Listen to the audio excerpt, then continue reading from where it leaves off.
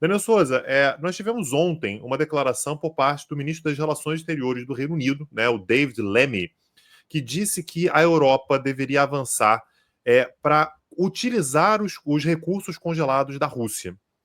Isso é interessante, né, porque o Reino Unido saiu da União Europeia, mas agora, dada a situação toda, voltou a falar como nós, os europeus. Né? Nós, europeus, temos que agir dessa maneira e tal. Então, estima-se que haja entre 300 e 350 bilhões de dólares em ativos russos congelados e que até agora é isso. Até agora eles estão congelados, mas eles não estão sendo utilizados. O David Lammy, no entanto, Daniel, começou a dizer que a gente tem que pegar essa grana e utilizar para ajudar na reconstrução da Ucrânia, mostrando mais uma vez que existe uma divergência de posição entre o Reino Unido e os Estados Unidos. E é natural que haja, isso não é visto como um problema intransponível na relação entre os dois, mas o fato é que ele está forçando essa barra, está falando sobre isso, aliás, ele já falou sobre isso mais de uma vez. Disse ele, Daniel, abro aspas, a Europa deve agir rapidamente. E acredito que devemos não apenas congelar, mas confiscar e utilizar os recursos russos.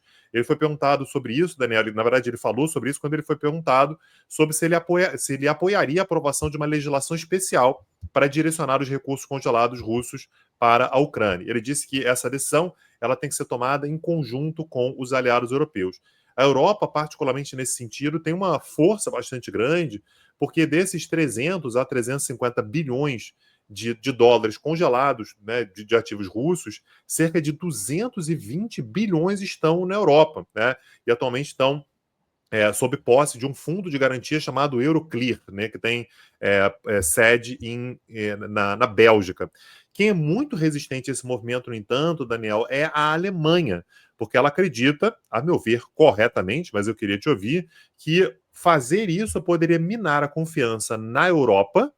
Então, assim, não vou colocar meu dinheiro na Europa, porque sabe-se lá o que acontece amanhã, depois de amanhã, daqui a 10 anos, daqui a 20 anos, e esses caras pegam o meu dinheiro e daqui a pouco utilizam o meu dinheiro.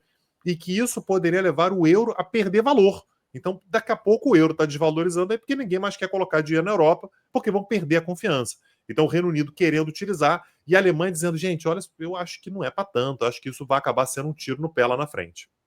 A leitura alemã me parece absolutamente correta, Tanguy, porque não é isso que vai realmente fazer a diferença, não é isso que vai virar o contexto geopolítico internacional, e sim, isso acaba minando a credibilidade dos europeus como depositários de recursos do sistema financeiro internacional. Tem muita gente por aí que vai ficar com medo de colocar dinheiro na Europa. Aliás, o simples congelamento já gera algum impacto.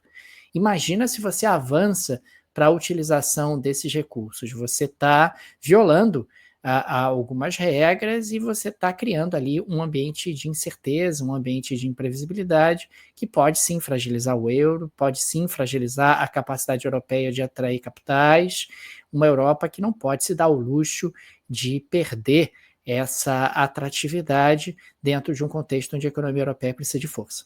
E, aliás, Daniel, já que a gente está falando tanto sobre o Reino Unido hoje, né? Reino Unido, Estados Unidos e tal, uma coisa que eu achei interessante nessa conversa entre Donald Trump e o Keir Starmer, né, o primeiro-ministro britânico, foi que os dois falaram sobre inteligência artificial. Né? Falaram que, né, essa foi uma frase, inclusive, do próprio Keir Starmer, falou assim: olha, ao longo do último século, Estados Unidos e Reino Unido estiveram na dianteira de grandes mudanças econômicas globais e a inteligência artificial é uma dessas mudanças em que podemos fazer a diferença.